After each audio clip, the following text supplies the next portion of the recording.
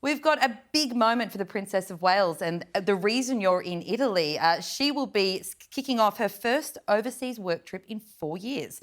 What is the mood like on the ground there? Is there a lot of excitement? Bronte, you know me, I don't go into unnecessary hyperbole, but I genuinely think that this is the Princess of Wales's most important, most significant trip, not just since she's been Princess of Wales, but since she's been a working royal. This is her comeback. We haven't seen her for 4 years going abroad. You know, this has been telegraphed that she will actually go to Italy and it's a major project, but this is a big deal. I'm not just saying that because I'm in Italy and I'm trying to get loads of coverage. This is an absolutely huge deal. This is her comeback. I went to a briefing last night and it went on for a bit, and I've got my notes here in front of me. And the aide that was giving the note, was giving the brief, used the word global for, 6 times, including saying about this is her global mission.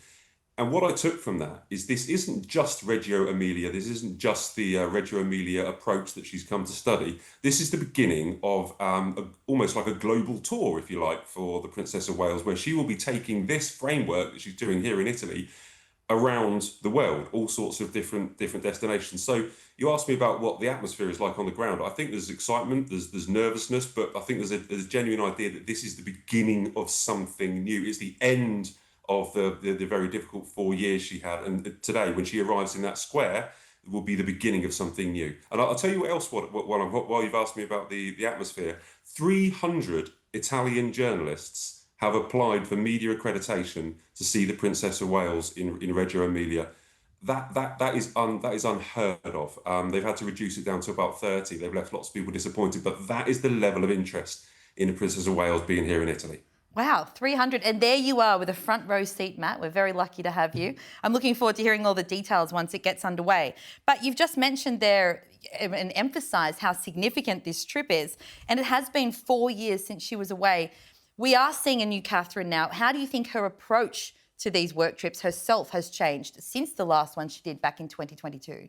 Yeah, I think there's going to be renewed confidence. I think that's what I'm expecting. We're told that she's enthused and energetic, but I think it's just being confident. Remember, she's not here with William, and I think that's incredibly important. The fact that she is here on her own with her own cause.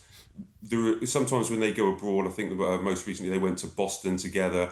They kind of shared some of the jobs, shared some of the interests. Catherine did some engagements that are related to her. William did some engagements that are related to Earthshot. But this is all about her. She doesn't have William here, carrying out any engagement. So it's 100% all about the Princess of Wales. I say energetic, infused, and this is going to be the start of something, I hope.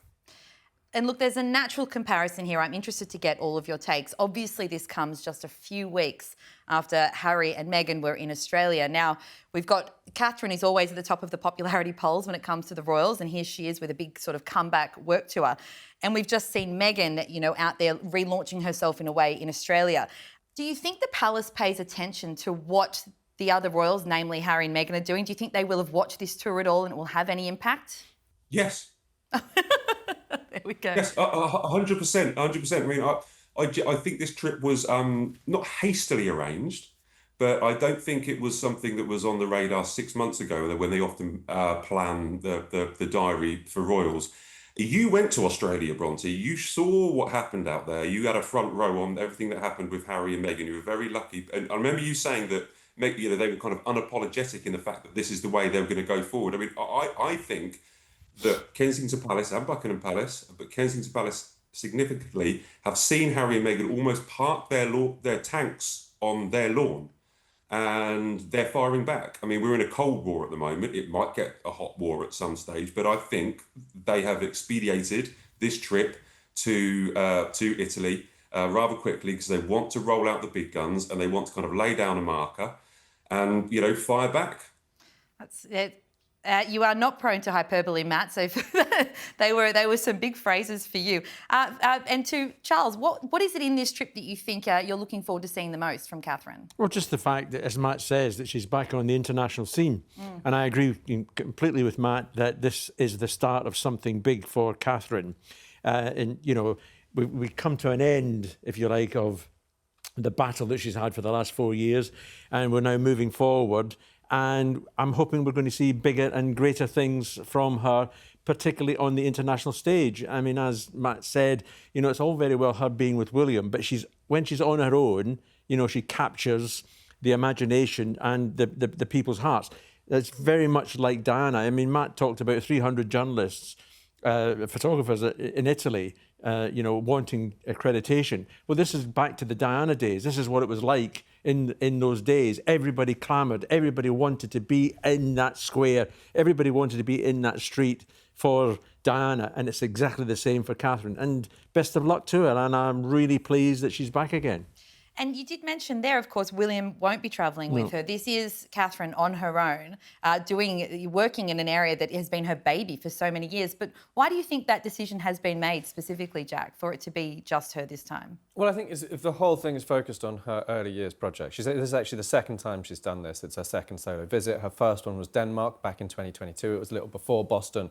And then it was a similar focus. She went out, she visited a forest school. So that is one approach to preschool care, is forest school. You take them on out into the woods and you show them what it's like to be in nature, and they learn in this really great environment. In a way, it really is the perfect relaunch back into these work trips for her, as for all the reasons you've just described. And something that's interesting with Catherine, I mentioned earlier, her popularity.